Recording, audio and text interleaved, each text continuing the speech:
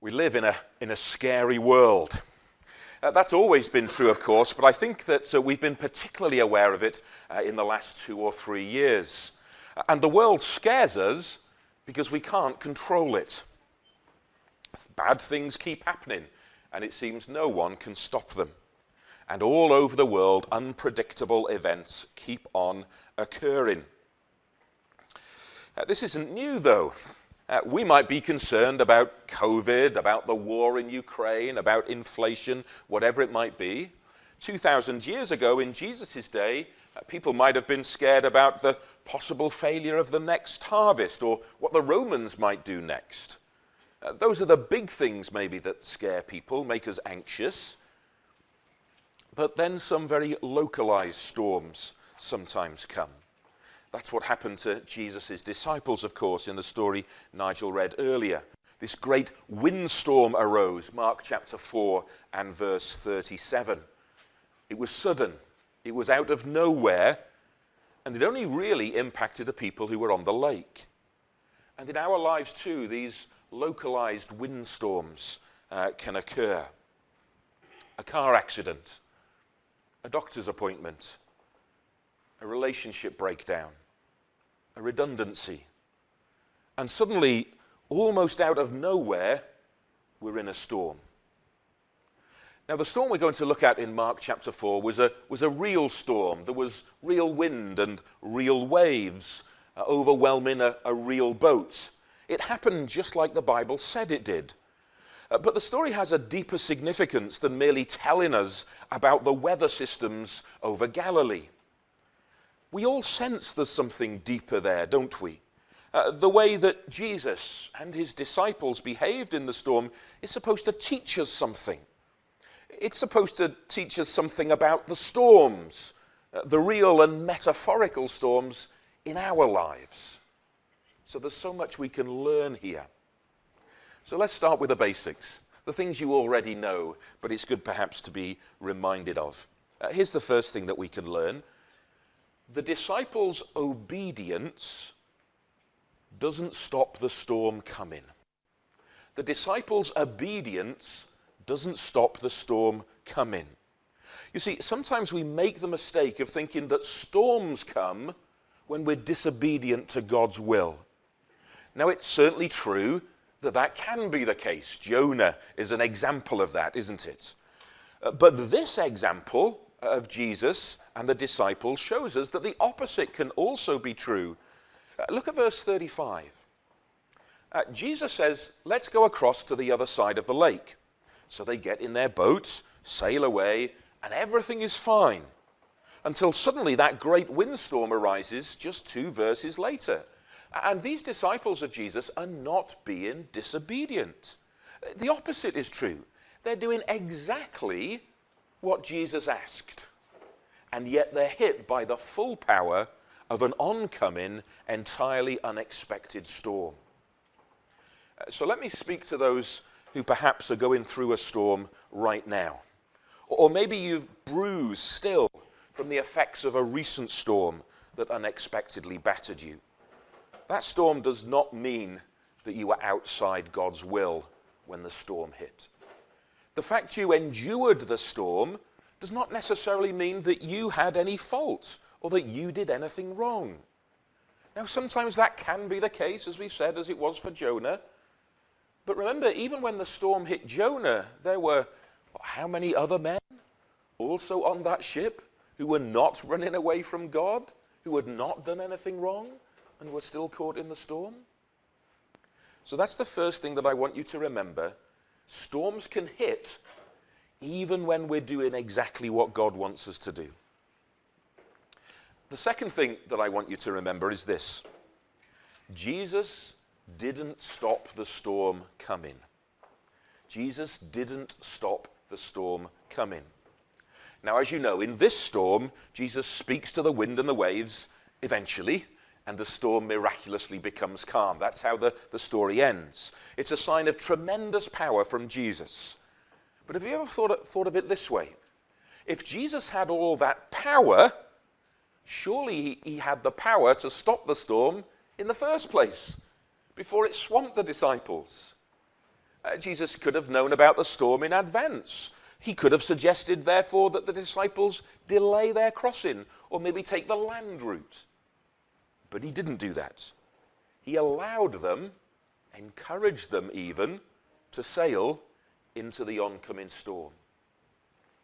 Even if Jesus hadn't suggested they go round or delay, when the early stirrings of the storm came, he could have nipped it in the bud, couldn't he? He could have calmed the storm before it got too bad. But he didn't. He allowed the storm to reach a tempest.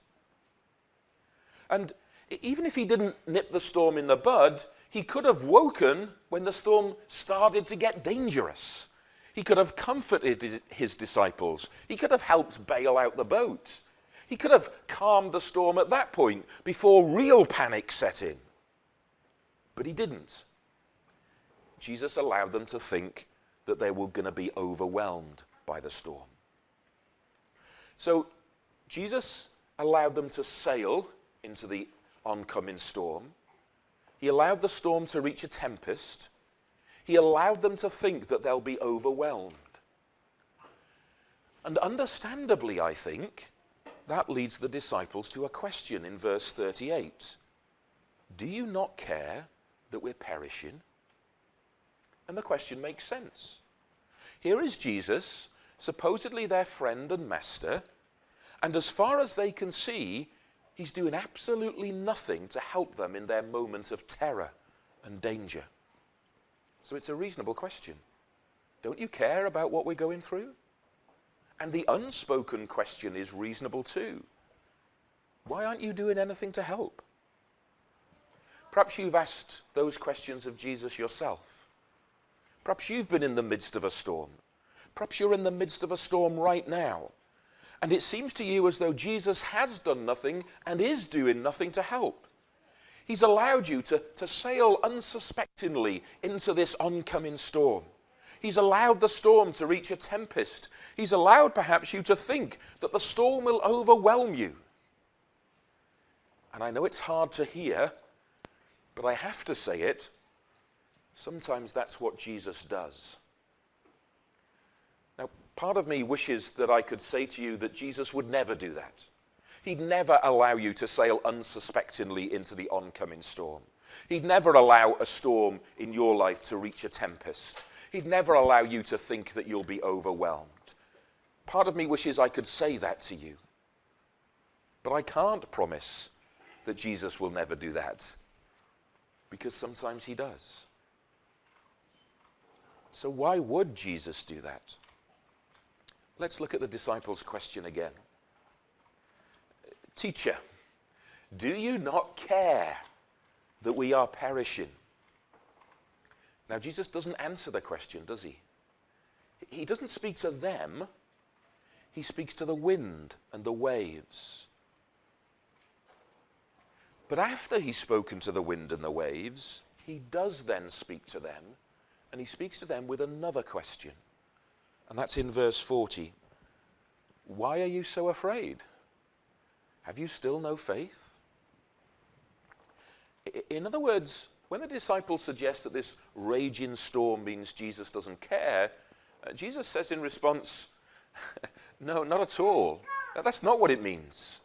You should know better than that, really. That's the implication, I think, of Jesus' question. I do allow, Jesus is saying, people I love to go through storms.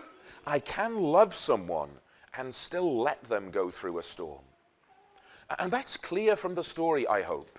Jesus loved his disciples. He felt deeply for them. He cared for them, but it didn't stop the storm from coming. And we often have the same questions in our life. And although we can see the answer in this story, sometimes we struggle to see the same answer in our own stories. We can see from this story that Jesus really did care despite the storm. But can we see that in our own stories? Do we believe it in our own stories? We've got to believe it. Just as being in a storm doesn't mean that we've been disobedient, being in a storm doesn't mean that Jesus has forgotten us or that Jesus doesn't love us. And that can be hard to remember when we're in a storm. But deep down, I trust we know it and believe it. We can look at what Jesus has done. We'll come to this again later. We can look at his faithfulness to us despite our waywardness, despite our fecklessness. We can look to the cross. We can see his love being poured out as he suffered in our place. Yes, whatever storm you have experienced or are experiencing, Jesus cares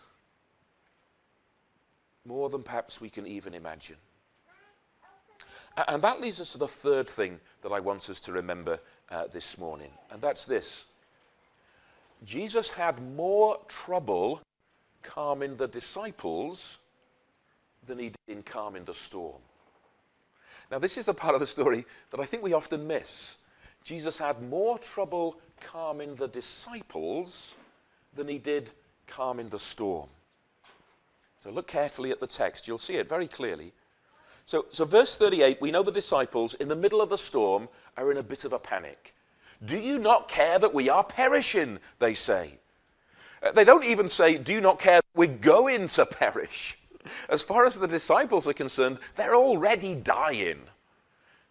Now, the disciples at this point, in the middle of a storm, they're far from calm. They're panicking. They're dying as far as they can see. Now, by the end of the next verse, the sea is completely calm. Jesus has spoken. The wind has ceased. The lake is flat.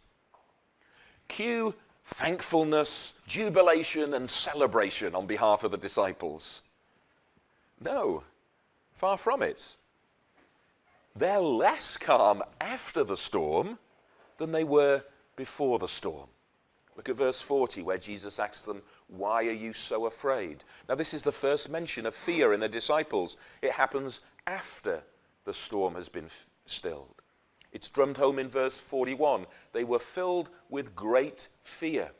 Now this is not past tense. This is present tense. After the storm, they are afraid. They're filled with great fear. That's why I'm suggesting that Jesus had more trouble calming the disciples than he did calming the storm. Because in the middle of the story, either the storm or the disciples are calm. By the end of the story, the storm is calm, but the disciples are more agitated than ever. So why were the disciples so afraid at the end of the story? They were afraid, I think, because they realized that Jesus had absolute power. Think about what they'd just seen. Jesus had got up and told off the wind and the waves as if they were a naughty child, and they'd obeyed. The wind and the waves had right away. Most of the time, naughty children don't do what we ask them to, never mind the weather. And we know that we don't have that level of power. And we don't know anyone who does, do we? We don't know anyone who can control a storm. We think of all the most powerful men in the world, Joe Biden, Vladimir Putin, Elon Musk, whoever you might name, none of them can control the storms. During World War II, D-Day was scheduled for the 5th of June, 1945. 23 entire divisions of infantry were armed and ready. Nearly 4,500 bombers and 4,000 fighter planes were ready to support the invasion. 7,000 ships and landing craft were prepared. 200,000 vehicles were ready to set sail. More than 3 million troops were behind them, ready to follow them in. Eisenhower and Montgomery had given the go-ahead. Churchill and Roosevelt, even Stalin, were all in support. It was the greatest firepower, the greatest power ever amassed, either before or since, ready for invasion. They were all ready to go. But they didn't go. Because D-Day didn't take place on the 5th of June, 1945. And what turned all those troops back was not the might of the German army. It wasn't the 40,000 German troops waiting on the beaches. It wasn't the 15,000 bunkers and the 3,000 heavy guns on Hitler's Atlantic Wall. That's not what turned that great, powerful army back. What turned the entire Allied force back on the 5th of June 1944 was a storm in the English Channel. And that great army, with its powerful generals and its supreme commanders, could not stop the storm. They had to wait it out. But here is Jesus, all alone, in a boat, no singing and dancing, no magic words or special tricks. He just says, "Peace, be still." And it was. And no wonder the disciples are afraid. What the might of the British, Canadian, and US armies could not do, Jesus did, and with just 2 words. And so the disciples were filled with fear. And their fear did not leave them when the storm was stilled, because now they had to reckon with a question. Not just, Jesus, do you care? But Jesus, who are you? Maybe they knew about Psalm 65. By awesome deeds you answer us with righteousness, O God of our salvation, the hope of all the ends of the earth and of the furthest seas, the one who by his strength established the mountains, being girded with might, who stills the roaring of the seas, the roaring of their waves. Maybe they'd read Psalm 89. O Lord God of hosts, who is mighty as you are, O Lord, with your faithfulness all around you. You rule the raging of the sea. When its waves rise, you still them. Maybe they'd heard a sermon on Psalm 107. Then they cried to the Lord in their trouble, and he delivered them from their distress. He made the storm still, and the waves of the sea were hushed. And that's why Jesus' disciples were so terrified. Because they were beginning to realize that their friend, Jesus, had the power of God himself. And maybe we need to learn that same lesson. That Jesus is not somebody to be trifled with, not somebody to be underestimated, not somebody to be pigeonholed, not to be set aside as an interesting teacher or another historical figure. Jesus is Almighty God. And that's why Jesus had more trouble calming the disciples than he did in calming the storm. Because the disciples were just as afraid as Jesus' great power as they were of the storm's lesser power. But here's the thing. Despite that, the disciples were wrong to be afraid of the storm. And they were wrong to be afraid of Jesus. We said earlier that being in a storm isn't a sign that we've got things wrong. And that's true. Being in a storm isn't a sign that we've got things wrong, but being fearful in a storm might be a sign that we've got things wrong.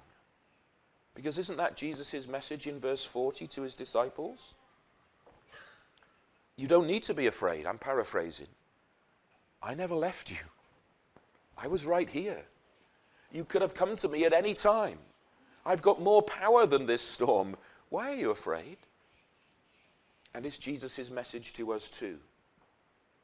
We don't need to be afraid. Jesus says, I've promised never to leave you or forsake you. I'm always right here. You can come to me at any time. I've got more power than the storms you're going through. You need not fear the storm.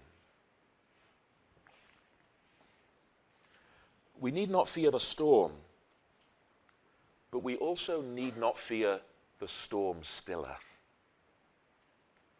We need not fear the storm, but we need not fear the storm stiller. You see, that perhaps is the biggest mistake that the disciples made. Not fearing the storm, but fearing the storm stiller. That's still a mistake. And maybe sometimes we make the same mistake too. Jesus says to them, have you still no faith? And the disciples' question shows us where their faith was lacking, because their question was, who then is this? You see, already at this point in Mark's Gospel, we're only in chapter 4, but already at this point, they'd heard a voice from heaven declaring that Jesus was God's Son. They'd seen Jesus' power over unclean spirits. They'd seen his power over every imaginable illness. They'd seen his authority in teaching and preaching. Now they'd seen his power over the storm. But the disciples still didn't have adequate faith in Jesus. The point here is not that they'd seen evidence of God's power and therefore they shouldn't be afraid. That's not the point. It was precisely Jesus' power that was making them afraid. Where was their lack of faith? Their lack of faith was not in Jesus' power. Not now. It had been. In the boat, maybe that was their lack of faith. They lacked faith in what? They lacked faith that Jesus would use his power for their good. Jesus, don't you care? That's their problem. You see, when you have a powerful enemy like a storm, what do you need? You need a powerful friend. We're seeing that in Ukraine, aren't we? They have a powerful enemy. What are they asking for? Powerful friends. Now, imagine you were in Ukraine. You were watching on television, and you saw a bunch of howitzers being fired. How would you feel being in Ukraine, watching that on TV? Well, how you feel might depend on whether they were Russian D-30 howitzers or American M777 howitzers. Under normal circumstances, maybe it'd be frightening for Ukrainians to see either of those guns being fired in their country. All that military power is frightening to an extent, but when you know the power is being used for your good, when the power is on your side, surely that makes a difference. And that's what the disciples seem to have forgotten. You see, when Jesus stilled the storm, they understood he was more powerful than they ever thought possible. But they've forgotten that he was using that power for their good, that he was on their side. You see, when the storm came, they recognized they needed Jesus. They knew that they needed his power, but they'd forgotten that he was on their side. They doubted his goodness. Do you not care? And we too often make the same mistake. Often we're not afraid in the storm, we're afraid after the storm. We're not afraid of the storm, we're afraid of the storm stiller. But we know what Jesus has already done. We remember, don't we, that voice from heaven declaring Jesus to be God's Son, as the disciples remembered. We remembered his power over unclean spirit and over every imaginable illness. We remember his authority in teaching and preaching. We remember his power over the storm. We remember too, I hope, don't we, his power over sin and death. We remember that. We know the stories. We've learned them as a child, most of us. We remember his power, but do we forget his care? Do we forget that he uses his power for our good? Maybe we do. And maybe sometimes that's why we are fearful, even after the storm. Maybe sometimes that's why we're fearful not just of the storm, but of the storm stiller. So what can help us then not to be afraid in the storm or after the storm?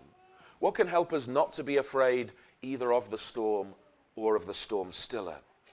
Well, this is the final thing that I want to leave you with. Jesus will still all storms in the end, because he endured the storm with us and for us. Jesus will still all storms in the end, because he endured the storm with us and for us. You see, the most important lesson here is not what Jesus did on the lake in Galilee. It's what that story points to. And when we read the story of Jesus calming the winds and the waves, I'm sure it was very familiar to us as we read it earlier. It's a story we've probably heard. Some of us might have heard it dozens, maybe even hundreds of times. And its very familiarity tends to overpower the fact that this story of Jesus calming the storm is an echo of an earlier story of another person asleep in a storm and another storm that was stilled. Can you think what that earlier story is? It's the story of Jonah. With Jonah, we tend to get fixated with a whale, don't we? And we kind of miss the detail. But the detail's important here. Because when we consider the detail of Jonah's story, we'll see so many echoes with Jesus' story that we'll conclude, I think, that those echoes are not a coincidence. That the Holy Spirit inspired Mark to write his story in such a way as to deliberately remind us of Jonah. So what are those echoes that I'm talking about? Well, firstly and most obviously, both Jesus and Jonah are out on the sea in a boat. Well, perhaps that could be a coincidence, you might say. There's lots of stories like that. Secondly, again, very obviously, Jesus and Jonah's boats are both overwhelmed by a storm, a great wind in Jonah chapter 1, a great windstorm in Mark chapter 4. Less obviously, perhaps, there's a third similarity. Do you remember that just like Jesus, Jonah was asleep in the storm? And there's a fourth similarity too. In both cases, their fellow sailors, the other people on the boat, wake them up and ask them to do something because they're about to perish. So they're both out on sea on a boat. They're both in a storm on the boat. They're both asleep in the boat. They're both wakened by the other people on the boat telling them that they're all going to perish and asking them to do something. That's not all. Fifthly, in both stories, there's a miraculous calming of the sea. And sixthly, in both stories, the last thing we read about the other people on the boat is what? That they're even more terrified by the calming of the sea than they were of the storm itself. 6 similarities in both stories. I don't think that's a coincidence. The true story of Jesus calming the storm was deliberately designed to echo the earlier true story of Jonah and the fish. Or maybe it was the other way around. But either way, it's not a coincidence. Except there's a pretty big difference between the two stories as well, isn't there? The difference? Well, in the story of Jonah and the storm, Jonah doesn't still the storm and save the sailors with just a word, does he? He takes their place. They were all about to go down into the depths of the ocean, but Jonah tells them, throw overboard, and then the sea will become calm. You can live through the storm, but only if I alone suffer the consequences of the stormy sea. That's Jonah. And that's not what happened to Jesus. Except, it's not what happened to Jesus here, but it is what happened to Jesus. In Matthew chapter 12, Jesus tells the Pharisees that just as Jonah was 3 days and 3 nights in the Son of Man will be 3 days and 3 nights in the heart of the earth. Jesus did still the storm on Galilee in just a few words. But Jesus didn't come to earth to keep a few disciples safe as they crossed a lake. He had a much bigger mission than that. He came not to still that storm on Galilee. He came to still all storms. He came to still our storms of brokenness, our storms of destruction, our storms of disease, our storms of death, our storms of sin and its consequences. And those storms, unlike the storm on Galilee, could not be stilled with just a word. Those storms could only be stilled through actions. Those storms could only be stilled by Jesus taking the storm on himself in our place. And that's what he did, of course, dying for us at the cross, and having done so, spending 3 days in the heart of the earth, just as Jonah spent those 3 days in a fish. You see, the storms we go through now, Jesus endures with us, just as he endured that storm with the disciples. But the ultimate storm, the storm of death, Jesus endures instead of us as he took our punishment on the cross. You see, we don't need to be afraid in the storm. We don't need to be afraid after the storm. We don't need to be afraid of the storm, and we certainly don't need to be afraid of the storm stiller. At least, we don't need to be afraid of the storm stiller if we have the faith that Jesus calls the disciples to here in Mark chapter 4. Because Jesus' ultimate victory over death, a victory won for us, proves once and for all that Jesus has absolute power. But it also proves once and for all that he exercises that power for the good of those who trust in him. For our good, if we have faith.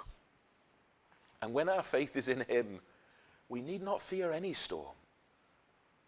Because then we know that the one who rules the universe, the one who rules over the storms, loves us and rules over all of our storms too. Do you trust him in the storm? Whatever the storm may be. Because we can trust him, and he's proved that for us in dying on the cross to take away our sin.